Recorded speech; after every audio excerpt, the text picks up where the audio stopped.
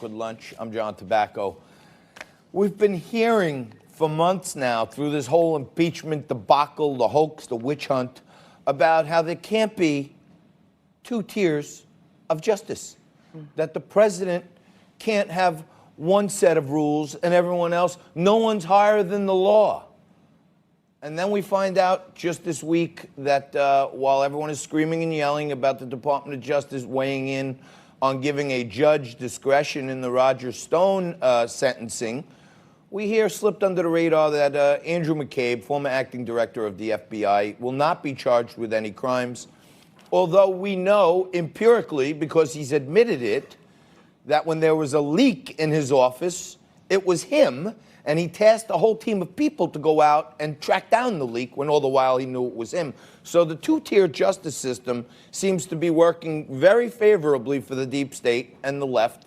And when it comes to this whole Andrew McCabe mess, nobody breaks it down better than Tracy Beanz. She's an investigative journalist, the editor and founder of Uncover DC. Tracy, thanks for joining us.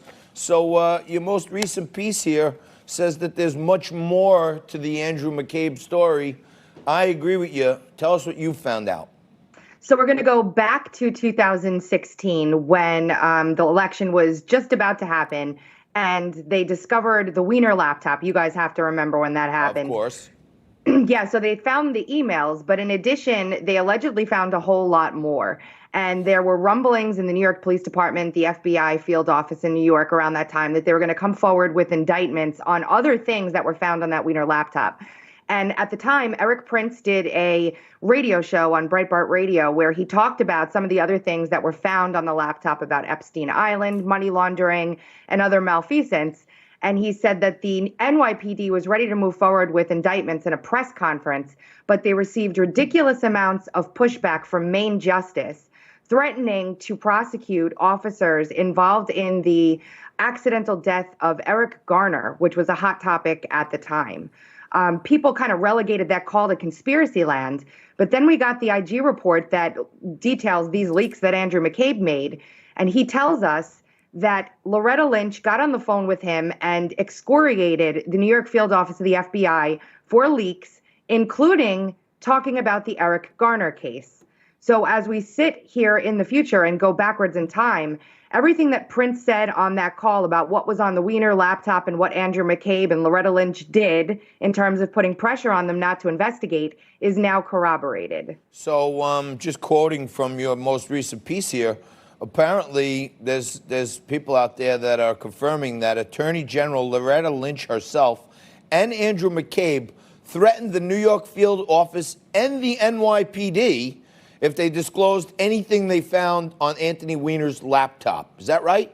That's it. That's precisely right. Andrew McCabe talked about the conference call he had with the New York field office with Loretta Lynch. And to add insult to injury, Loretta Lynch changed out the team of federal prosecutors that was investigating the Garner case just a few days before she made that call with Andrew McCabe to the New York field office. So talk about political interference on behalf of Barr. This has been going on in the Obama Justice Department light years above anything we'd ever seen coming from the Trump administration. So just to break that down, basically, McCabe and Loretta Lynch threatened that they'd lock up NYPD officers who saw stuff on Weiner's laptop. And then further, they went into almost an extortion scheme to say, if you say anything about this, we're going to prosecute all the NYPD cops who participated in the accidental death of Eric Garner. So they actually used that against the cops. Is that right? Yes. Eric Prince said that in 2016, said that it came from Maine Justice, said they were threatening them in the Eric Garner case. And then Andrew McCabe confirmed they talked to them about the Eric Garner case in 2018 when he interviewed with the Inspector General. That's precisely right. Tremendous. Well, Tracy, is there any reason, you've been at this investigative journalism stuff for a long time, if some regular folk like me or Frankie or somebody else went in and lied to the FBI, just lied to them about something, do you think they would tell us, nah, we're good with it? You think people just walk from that usually? Not typically. The issue that they're having right now with some of these things that are going on is that, number one, these grand juries are seated in D.C., or were for the most part, which is why now we're seeing Barr bringing in prosecutors from all over the country. They're not just sitting in D.C. trying to get, the 200,000 people that voted for Hillary to sit on a grand jury and indict one of their own. So there's bias there. You could see it in the Stone jury. You can see it everywhere. So there's that issue. And then, in the case of Comey and McCabe, these are high-level FBI folks that they're trying to take down on process crimes. You or I would be in jail in a heartbeat. Look at what they did to General Michael Flynn. So it's really frustrating for most Americans to see this happening. Yeah, I mean, I don't understand how there's such hypocrisy in the mainstream media because, like you said, Michael Flynn, process crime, Roger Stone, process crime. These guys are both facing sentencing and potential jail and all this other stuff.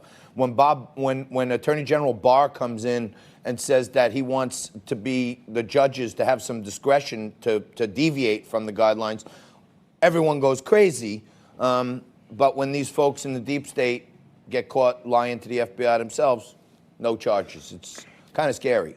It is scary. And, remember, none of these process crimes ever would have happened if they weren't setting these folks up with a baseless story in the first place. That's right. So when does the predicate come into play here on some of these cases? There would be no reason to interview General Flynn if they hadn't had the Steele dossier fix going on in the Department of Justice for all those years. So. All right. Well, Tracy Beanz, thank you so much. We should go back to our high school legal courses on the fruit of the poisonous tree another day. But you're great. Thanks for bringing us your investigative reporting. We got to have you back soon. Thank you very much. Thanks. Have a good one. Thank you for being with us through hour one. But don't go anywhere. We're going to come back with some breaking news right after this.